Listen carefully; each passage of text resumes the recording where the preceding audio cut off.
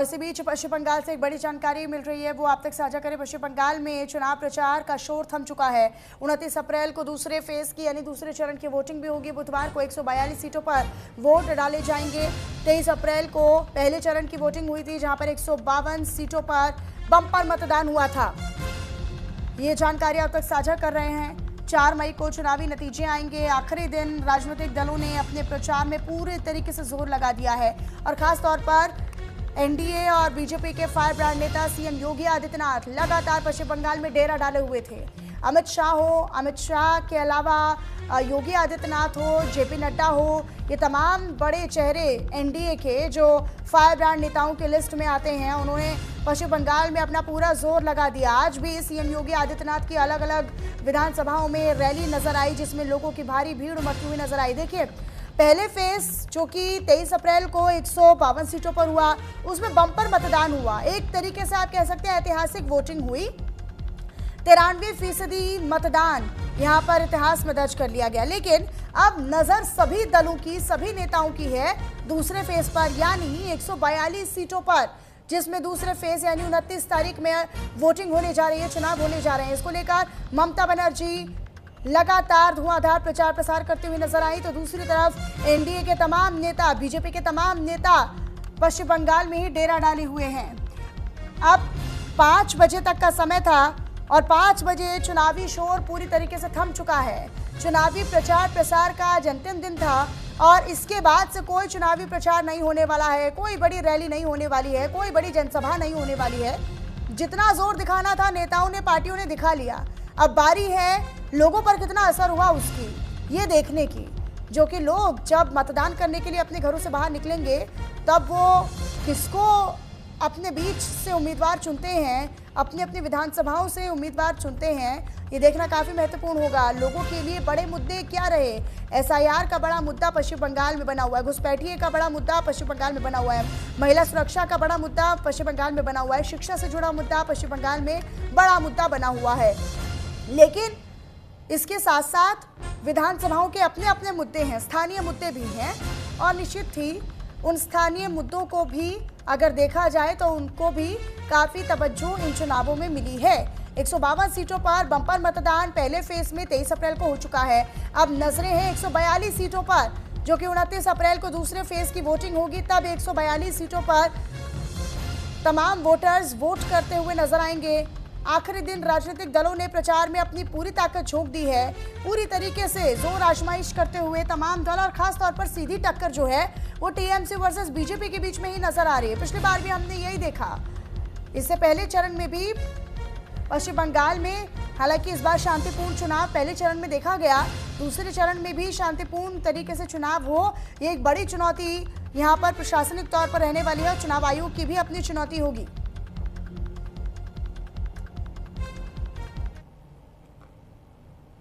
इधर पश्चिम बंगाल पर पीएम मोदी का ऑडियो संदेश जारी हुआ है और इस ऑडियो संदेश में पीएम की ओर से कहा गया है कि प्रचार के दौरान पश्चिम बंगाल की जनता का आशीर्वाद मिला, जनता के आशीर्वाद ने मुझे एक नई ऊर्जा दी है। पश्चिम बंगाल की जनता विकसित बंगाल के लिए संकल्पित है। ये पीएम मोदी की ओर से एक ऑडियो संदेश जारी कहा गया है। तो जहां जहां पर पीएम मोदी की ओर से रोड शो किए गए, जनसभाएं की गई, उनमें लोगों की भारी तादाद, लोगों की भारी संख्या दिखाई दी और यही वजह है कि उन्होंने अपने इस ऑडियो संदेश को जारी कर लोगों का आभार भी व्यक्त किया है। पश्चिम बंगाल के मेरे प्यारे भाइयों और बहनों, आप सबको मेरा नमस्कार। लोकतंत्र का हर महोत्सव बहुत पवित्र होता है। मुझे भी बंगाल के इस उत्सव में हिस्सा लेने का अवसर मिला है। बीते दिनों मुझे आप सभी के सामने बंगाल के विकास को लेकर, बंगाल के उज्जवल भविष्य को लेकर, बंगाल की युवा पीढ़ी के उज्जवल भविष्य के लेकर बीजेपी का जो रोड मैप है, उस रोड मैप को रेखांकित करने का, आप सबके सामने प्रस्तुत करने का अवसर मिला। आज शाम 5 बजे चुनाव प्रचार खत्म हो रहा है। इस चुनाव की मेरी आखिरी रैली भी अभी अभी हो चुकी है।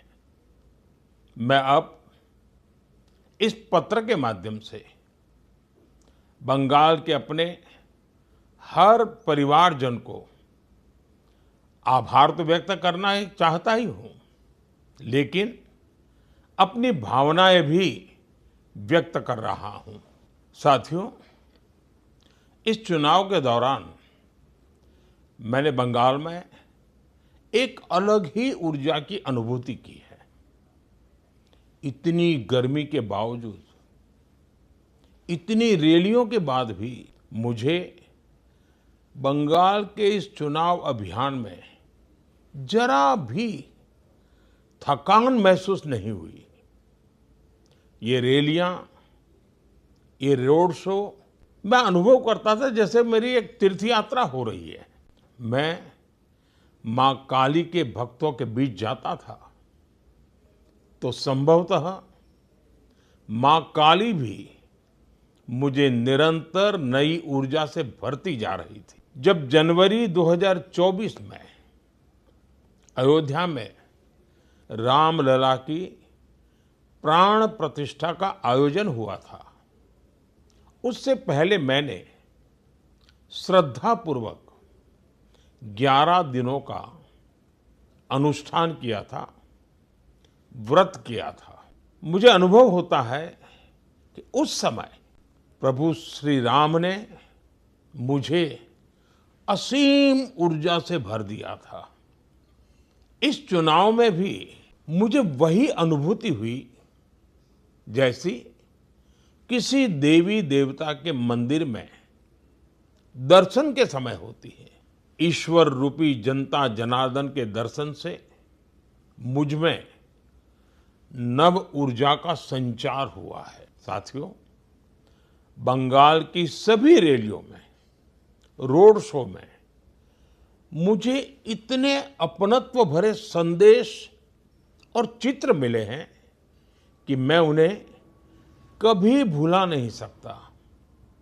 रैलियां और रोड शो के बाद जब भी पहला मौका मिलता है, मैं रात में बहुत तसल्ली से उन चित्रों को देखता हूं। आपके प्यार भरे संदेशों को, आपके पत्रों को पढ़ता हूं और अपना जवाब भी लिखवाता हूं।